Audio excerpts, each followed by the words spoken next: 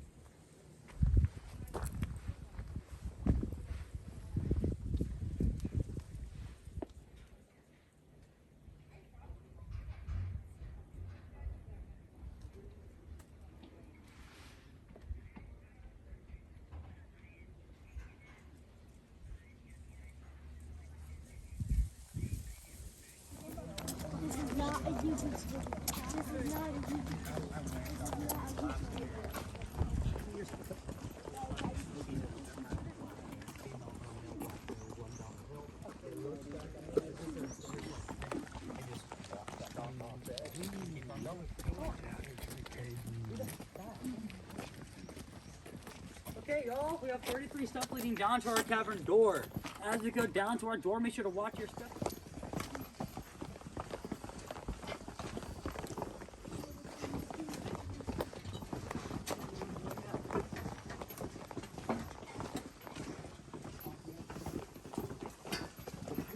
Okay, y'all, as we enter our cave, we'll head over here to the left side of our cavern. As you guys come in, watch your heads, watch your steps going through.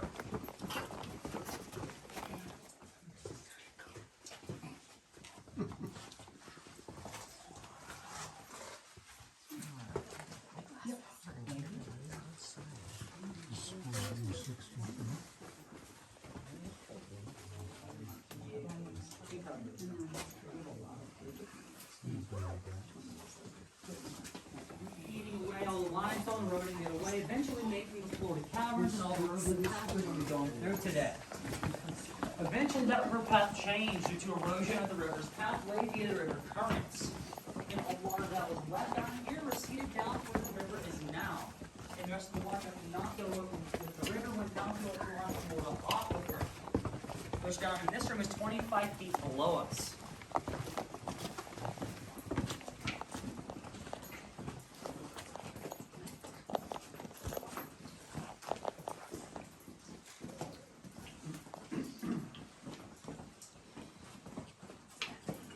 Surface. The deepest point in our cavern we'll be going today, with our basement at 65 feet. With all that mud and water, it's kind of odd, so we're not going down there today. But y'all, every spring this cavern will flood. When it floods, water from our local river will come in right through here. It'll go down into our basement, filling it up to this ridge line right here. And on the rare occasions, up to our waist where we're standing right now. When that happens, the animals from our Florida Aquifer, the giant underground water cavern that spans the entire state of Florida, will come up from and will be seen sitting on this ridge line, such as our Georgia blind salamander and our blind crawfish. Any questions, you guys? Did this whole cave fill during the hurricane? Michael, it did. It flooded the entire cave up to that door up there. Did it damage stuff? It did not damage anything besides our light systems. We had to get a whole new one placed in here. Huh. How often does it happen that it fills up that high? It has to rain really, really hard for our basement to fill up, but during spring when it's raining almost every other day, it will fill up. But it has to be raining a lot more than usual for it to get up here to where we're standing right now. Any more questions, you guys? Very moldy, green mold, right, on the limestone. Yep, that's algae. It's what? I'm sorry. Algae. Algae. Sorry. Okay, y'all. You know what that You is. okay, little man? Head, watch your steps. On the other side of our talking squeeze, there'll be a handrail and a slope. Make sure to use that slope for handrail going up. That slope is slippery and steep. As you guys go through, watch your heads, watch your steps.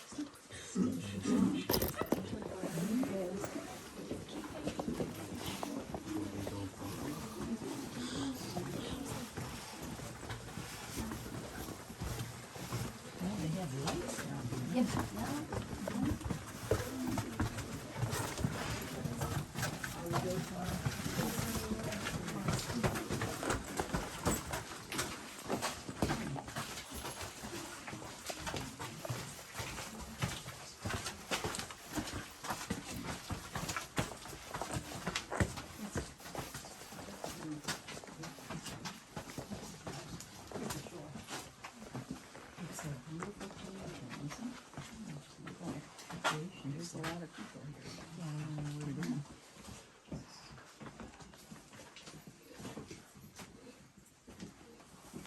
Wedding room. Named for the wedding cave formation found up here behind me. And for the fact we host weddings in this cave. We host around 2 to 3 every year. But y'all want to talk about are 2 kinds of flowstone formations that you can find in this room and in this cave. The first one being your generic flowstone formation, being formed by water flowing down the entire side of this cavern wall, depositing minerals along the wall.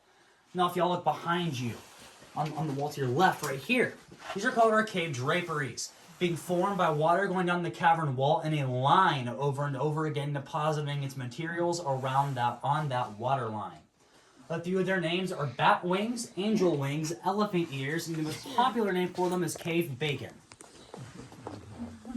Now y'all, up in our ceiling above us, we have our cavern soda straws, being formed by carbonic acid from our surface, coming down through our topsoil, then eating away through our limestone, picking up minerals, and then depositing said minerals on the ceiling in a ring shape. These will get to about 12 inches long and they'll seal up, making our stalactites. They hang up tight onto the ceiling. But as these grow bigger, they'll drip excess minerals on the ground, making our stalagmites. Eventually, these two will meet somewhere along the way, making a column. And just to show how old this column is, how old all of these formations are, it takes 100 years for a single cubic inch to grow in this cave. So these soda straws up here are hundreds to even 1,200 years old. Any questions, you guys?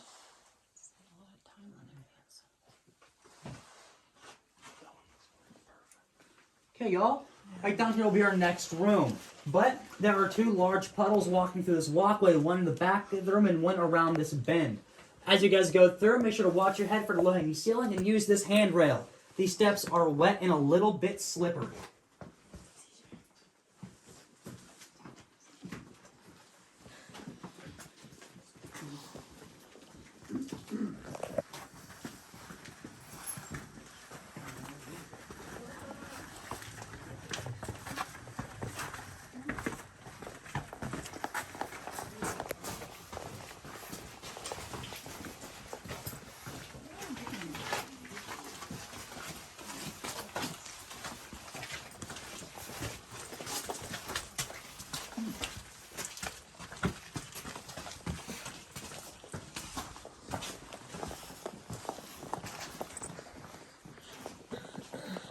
This is a big room. We have a bigger room.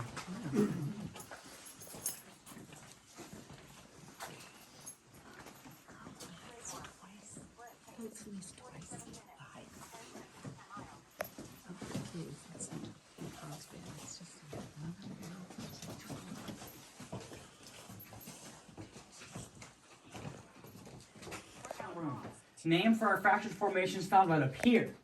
And these form when a cavern shift happens. A cavern shift is when the Florida aquifer's water level below us. It drops, causing this cavern to become unstable, causing it to move, shift, and settle somewhere else. But these are very, very gradual, taking hundreds of years to even happen. Won't be happening right now, you would never know for the next couple hundred years. But y'all, they will all eventually seal back up, leading me to my first mineral, calcite. Calcite will be the white mineral you'll see all throughout our cave. That's how we get all our calcium from. It's made by bones and fossils being deposited down here in our cave. Now if you'll follow my light to right there. That's called our manganese. It's how we get all of our magnesium from. It's also always say don't drink cave water because manganese acts like a natural laxative. If you'll follow my light chart above y'all, you can see our iron deposits coming from our clay up on our topsoil, giving it that reddish brown color. Any questions, y'all? Y'all, when the CCC or the Civilian Conservation Corps came down here in 1938, these are the group of workers that worked in this cave all the way up until 1942, carving these floors, paving them over, mapping out our cave, and naming all of our cave cavern rooms today. But we had to change this room to the fracture room, because, well, they didn't know this was the fracture room. They didn't name this room to begin with. They named this room the Donald Duck Room.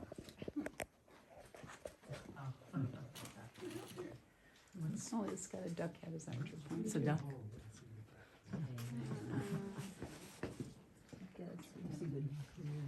Okay. It's a little imagination.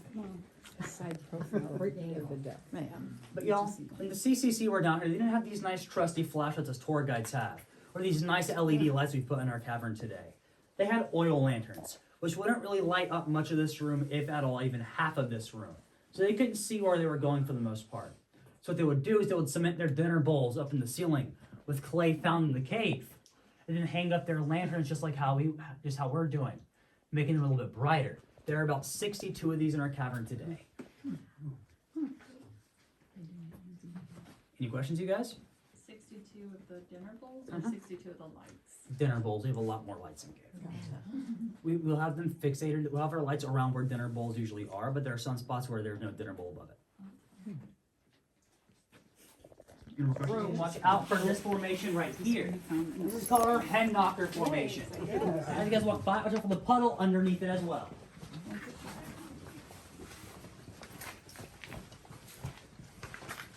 Okay, bats, where are they throughout the cave? Or Yes. I'm not a big fan of bats. Our bats are 3 inches long, Yeah. so they're very, very tiny, and they are the sweetest little guys in the world. So you've run into them. I have one I'm showing off today in the cave. You have what? I have one that I'll be showing off today in the cave. Oh, okay. But You're human habitually, huh? yeah, they're very much used to us down here. The one I'm showing off, I think likes me a little bit more than other tour guides. You got a name for him? His name's Steve. Steve. Steve the bat. Yeah, we love Steve. He's my best friend in the cavern. Well, So we have 20 of bats in this cave. 20 varieties. No, this of our tricolor bats, they're the most common bat you'll find in the cave. But depending on the season, we can get Brazilian free-tailed bats. We can get big-eared bats. We can get Seminole bats in the cave. But they'll all be coming down whenever it gets a bit warmer and not 50 degrees outside. Okay. But I mean, do they come in, Yep. nest, and then at night they leave? Okay. Y'all, welcome to our South America room, the largest room in our cavern and the most popular room for our weddings. Now, it's named our South America room for a rimstone pool right up here that was formed in the shape of the continent South America. So if you want to walk up and see it, you'll follow me right up the slope. When you're done looking, you'll go down the slope right here and head back to the middle of the room. As you guys come up, watch your heads, watch your steps.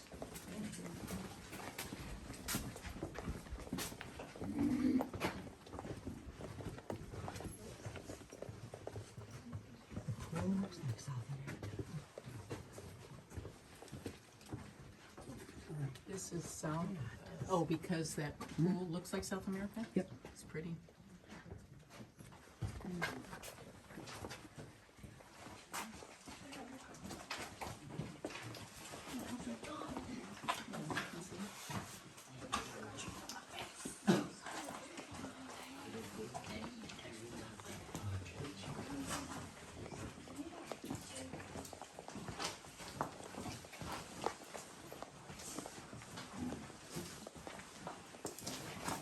Cubic inch growing in it. This will also have 1 cubic inch. All Okay. water that hits these will grow eventually. As it water hits, okay. Mhm. And But- the water source is obviously from the ground. Yep. Above us from our soda straws, but it might seem like there's just growing these instead of these up here. Yeah. That's due to flow rate of the water. Uh-huh. Whenever there's not enough water, when the flow rate is too high of the water to deposit up here, Okay. all the minerals come down here. Okay. So it might look like it's forming stuff up here, but these have been around. These have up here have been around a lot longer than these have. They would go slow. The ones on top have been Yep. a They would go lot slower. longer than the ones, Yep. pillars. Mhm. Interesting. Okay. Welcome. So y'all, I can do one more thing in this room. I can turn off the lights. You guys okay with that? Yes. Also jump from the ceiling directly above it. No. So y'all, when you get down here, you'll be able to go through the only man-made tunnel in the entire cavern. And if you look on the right, you'll be able to read the temperature of our cave. As you guys go through, watch your head. It is slippery. Thank you. Please. I can attest it's slippery.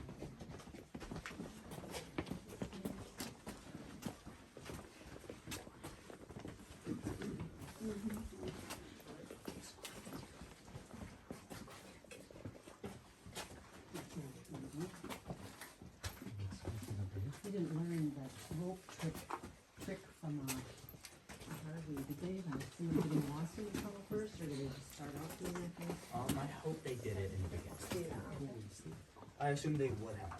Because the CCC was founded in 1933, and they came in the cavern. The heavy rain gets going, you'll be able to see water flowing down these like a waterfall, filling up these cascading limestone pools below it. But they're kind of dry, there's not really much to look at. We'll be looking at our ceiling today. And this ceiling holds the highest amount of fossils in the entire cavern. As you guys look around, you can use your flashlight, but do not go back there. For that green light is our next room. We'll be heading over there shortly. And feel free to walk back here, but do not go down the dragon's den in the corner of the room.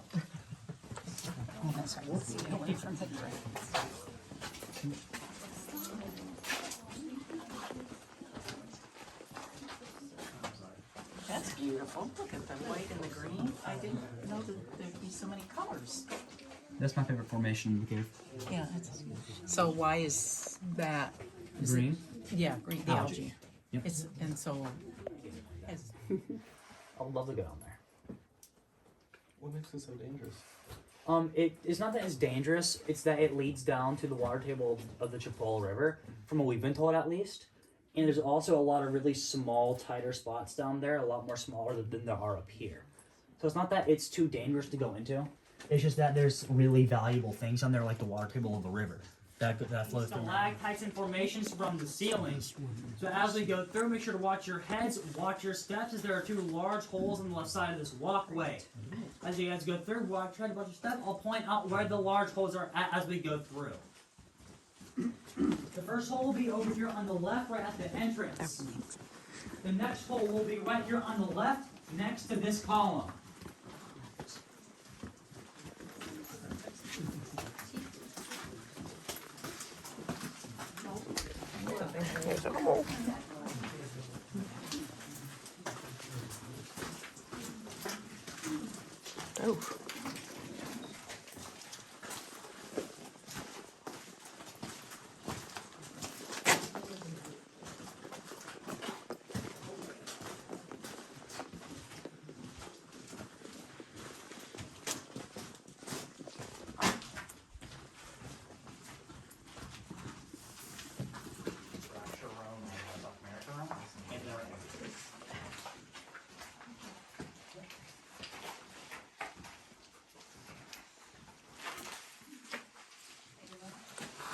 Named Oliver Shalafo discovered our Florida Caverns.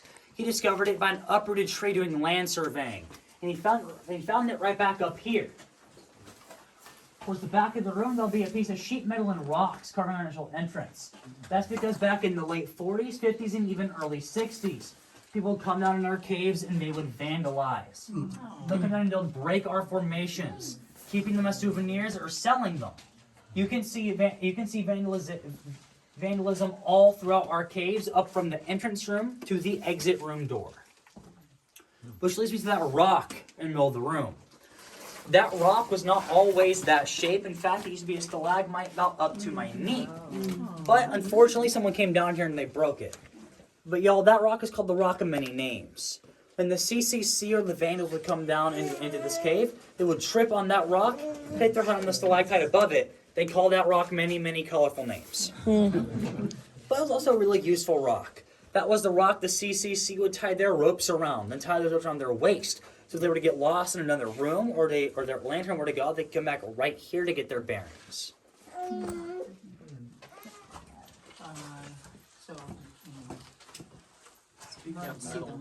Turn down the slope, make sure to watch your step and watch your head for right up here, you guys.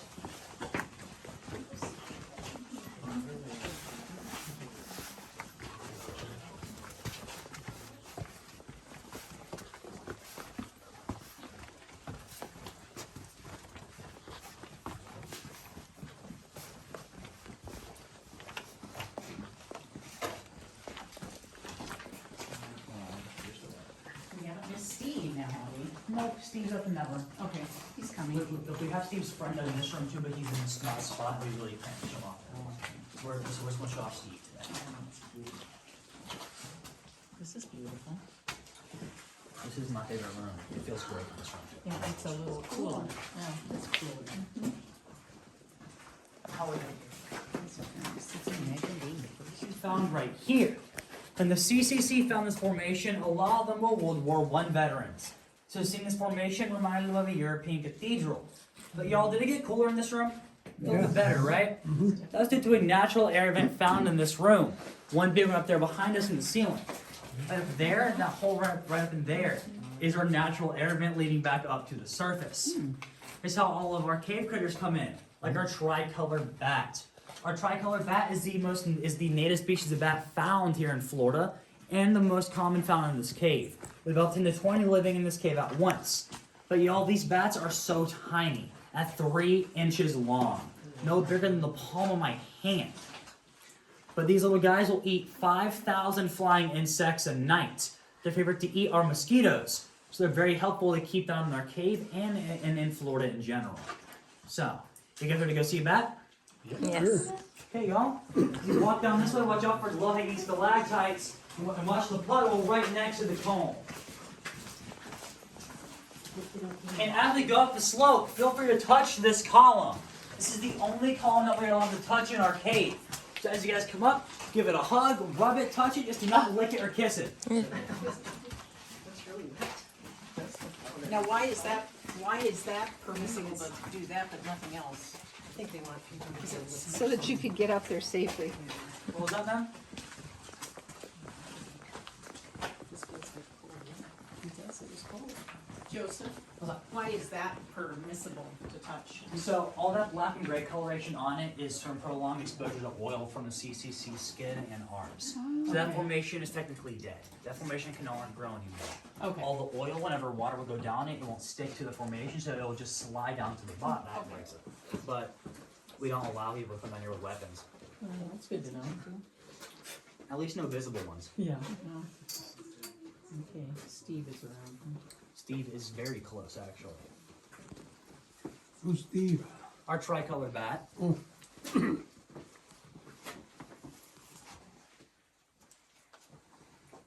Okay, y'all, you guys ready to see a tricolored bat? Yeah. If you guys look right up here behind me. Oh, he's tiny. This is Steve, our tricolored bat. He's hibernating. Yup, he's sleeping.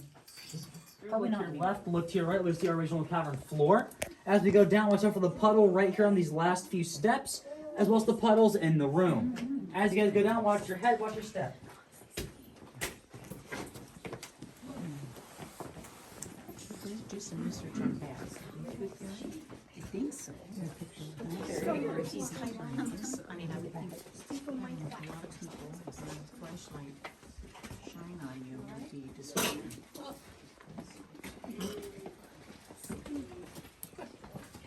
You're hibernating. Turn down your body. Your body slows down.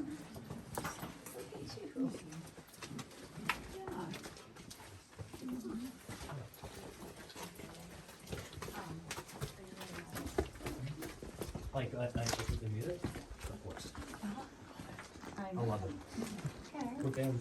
I'm currently on my beat. And now we're out. There was actually about 2 or 3 more rooms that we actually went to. I just didn't record it. But this is the part when we first got out of the cave. It was kind of interesting to go back out. It was actually a lot cooler outside than it was in the cavern. I found out that it's like stays 65 degrees year round. But that's the end of the tour, and it was a lot of fun.